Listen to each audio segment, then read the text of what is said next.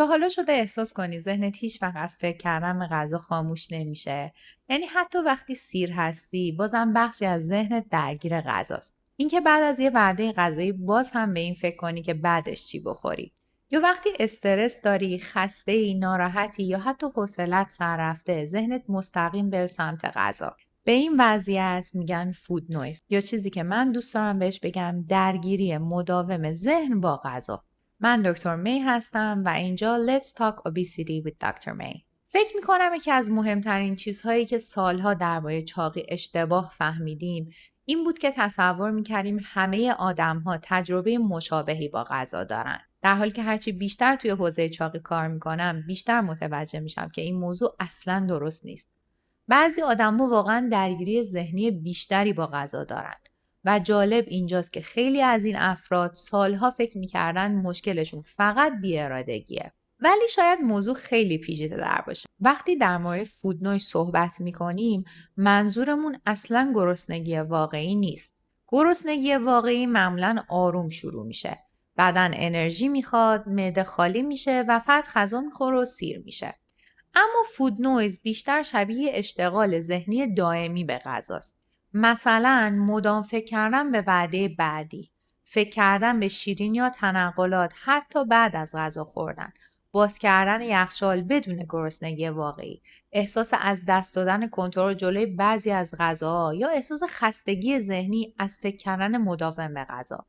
و فکر میکنم خیلی مهمه که مردم بدونن این تجربه واقعیه. خیلی از بیمارا وقتی اولین بار در مورد فود نویز میشنون یه واکنش جالب دارن. میگن صبر کن، یعنی همه آدما اینطور نیستن؟ و جواب ما اینه نه لزوما. سیستم تنظیم اشتها در بدن انسان پیچیده است.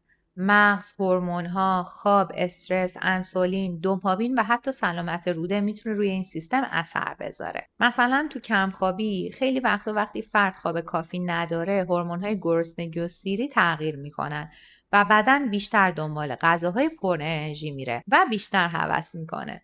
یا توی استرس مزمن، خیلی از ما استرس رو فقط یه احساس روانی میبینیم، در حالی که استرس میتونه واقعا روی اشتها و انتخاب غذاییمون اثر بذاره.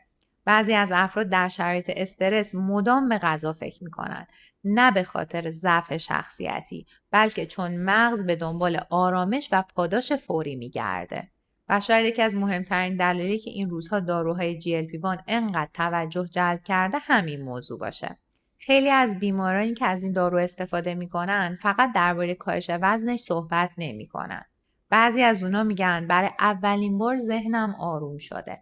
برای اولین بار تمام روز به غذا فکر نمیکنم. و به نظر من بخش خیلی مهمی از حوزه پزشکی چاقیه که سالها نادیده گرفته شده. چون چاقی فقط در مورد کالری نیست، فقط در مورد معده نیست، بلکه در مورد مغز، اشتها، پاداش، هورمون‌ها و متابولیسم هم هست. و من هرچی بیشتر راجع به مغز و روده مطالعه میکنم بیشتر متوجه میشم که این دوتا ارتباط خیلی عمیقی با هم دارن. روده فقط مسئول هضم غذا نیست. باکتریای روده میتونن روی التهاب، سیستم ایمنی، تولید بعضی از نوروترانسمیترها و حتی سیگنال‌های مرتبط با اشتها هم اثر بذارن. و یکی از دلایلی که من شخصا این موضوعات رو خیلی جذاب میبینم اینه که احساس میکنم خیلی از افراد سالها با احساس شرم زندگی کردن، از جمله خودم. البته این به این معنی نیست که لایف استایل یا سبک زندگی مهم نیست. تغذیه، خواب، فعالیت بدنی و سبک زندگی هنوز فوق‌العاده مهمه. اما فکر میکنم وقتی بیولوژی بدنمون رو بهتر بفهمیم درمانهامون انسانی‌تر و واقعی‌تره. و شاید یکی از خطرناکترین چیزهایی که میتونیم به یه فرد مبتلا به چاقی بگیم اینه که مشکلت فقط ارادته. چون چاقی یه بیماری مزمن و پیچیده است و بدن انسان خیلی پیچیده تر از چیزی هست که سالها تصور میکردیم. اگه تا حالا احساس کردی ذهنت مدام درگیر غذاست، اگه احساس کردی کنترل این موضوع همیشه ساده نیست، اگه سالها خودت رو بابتش قضاوت کردی، بدون که تو تنها نیستی. و شاید وقتش باشه به این موضوع به چشم یک ضعف شخصیت نگاه نکنی. شاید وقتش باشه چاقی و اشتها رو جدی‌تر بگیری و درمان تو امروز شروع کنی. پس حتما به پیج من سابسکرایب کن، در سوشال میدیا منو فالو کن و این ویدیو رو برای دوستات بفرست تا با همدیگه سفر کاهش وزن خوبی رو شروع کنیم.